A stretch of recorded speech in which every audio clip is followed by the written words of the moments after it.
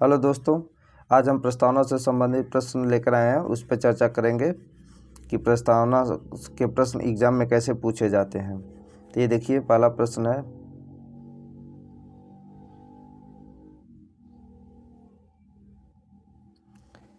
प्रश्न पूछा है, भारत के संविधान की प्रस्तावना में कितने प्रकार के न्याय, स्वतंत्रता, समानता एवं भ्रातृत्व का उसी क्रम में उल्लेख किया गया है। अब देखिए, इस प्रश्न को ध्यान से देखिएगा। न्याय की बात किया है, स्वतंत्रता की बात किया है, समानता की और भ्रातृत्व की बात किया है। तो हम आपको पढ़ाए हैं न्याय कितने प्रकार के होते हैं, 3 प्रकार के।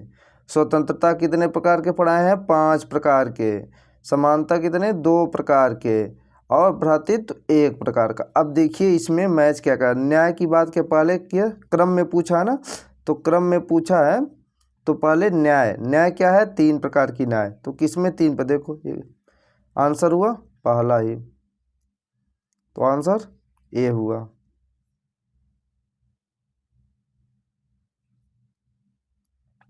ये देखिए, भारतीय संविधान की प्रस्तावना में समाजवादी शब्द किस संशोधन के तहत जोड़े गए थे।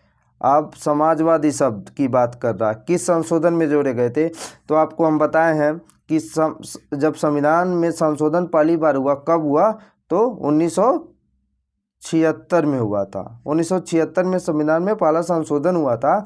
कौन से निर्णय आने के बाद, केशवानंद भारती वाद का जब निर्णय आया तो उसके बाद संविधान में संशोधन किया गया था। तो वो संशोधन कौन था, जिसमें समाजवादी शब्द जोड़े गए थे, 42वें संविधान संशोधन। इसके साथ 3 शब्द जोड़े गए थे, समाजवादी, पंथ निरपेक्ष और अखंडता भी जोड़े गए थे। यानी 3 शब्द जोड़े गए थे। कौन कौन से शब्द जोड़े गए थे, समाजवादी और पंथ निरपेक्ष और अखंडता, ये 3 शब्द थे। तो इसका आंसर होगा ए। ये देखिए, भारतीय संविधान के प्रस्ताव में धर्मनिरपेक्ष और समाजवादी शब्द जोड़े गए थे। देखिए, इसमें यह पूछ तो लिया धर्म, लेकिन पंथ निरपेक्ष था। क्या था, पंथ निरपेक्ष था, धर्मनिरपेक्ष नहीं था, पंथ निरपेक्ष था। इसलिए हम इसको यहाँ दे दिया है, लेकिन इसको हम पंथ निरपेक्ष पढ़ेंगे। ठीक, तो आइए देखते हैं। भारतीय संविधान के प्रस्ताव में धर्मनिरपेक्ष और समाजवादी शब्द जोड़े गए थे। तो आपको पता है 1976 में कौन सा संशोधन किया गया था, 42, 42वें संविधान संशोधन।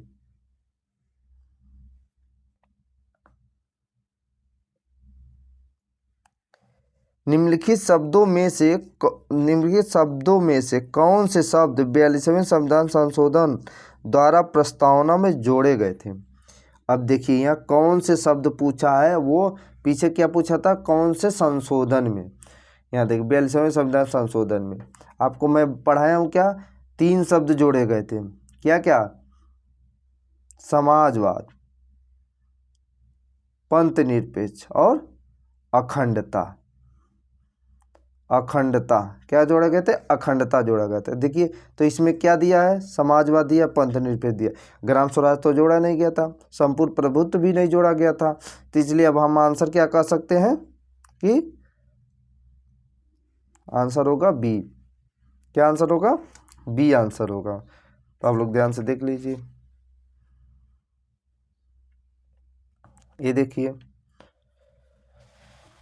भारतीय संविधान की उद्देशिका में संशोधन किया गया था। क्या प्रश्न पूछा है, भारतीय संविधान की उद्देशिका में संशोधन किया गया था।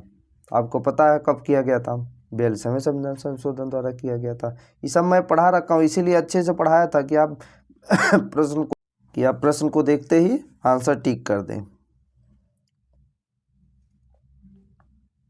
ये हम भारत के लोग, we the people of India शब्दों का प्रयोग भारतीय संविधान में कहाँ किया गया, तो संविधान की प्रस्तावना में किया गया है।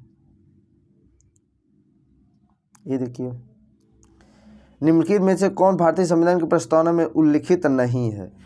आप देख लीजिए क्या उल्लिखित नहीं, आपको हम बहुत अच्छे से पढ़ाए हैं, तो आपको पता होना चाहिए क्या उल्लिखित नहीं है।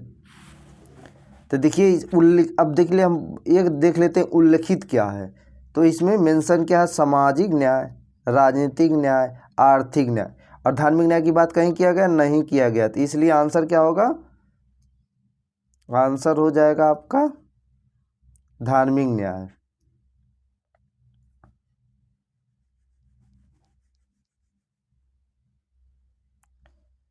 देखिए भारतीय संविधान में कौन सा भाग संविधान की आत्मा कहलाता है, क्या मैं पढ़ाया हूँ आपको, कौन सा भाग कहलाता है, उद्देशिका कहलाता है।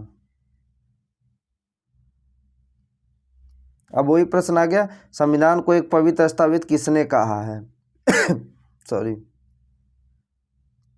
पिछले ही प्रश्न में ये भी छिपा था, पिछले प्रश्न में ये भी प्रश्न छिपा था इनडायरेक्ट रूप में, तो इसका आंसर होगा बी आर अम्बेडकर।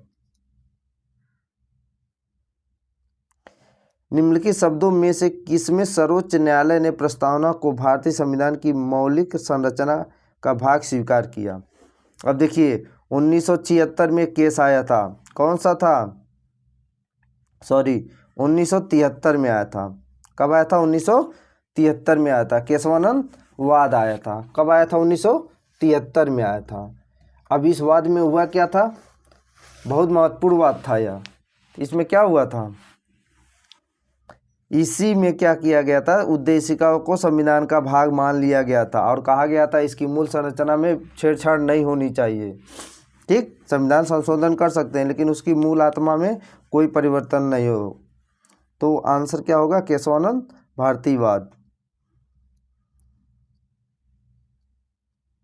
भारत के संविधान की उद्देशिका में कितने प्रकार के न्याय की बात की है, ये पहले भी मैं बताया हूँ, न्याय कितने प्रकार के होंगे, 3 प्रकार की न्याय की बात की गई है। कौन कौन थे, सामाजिक, आर्थिक और राजनीतिक।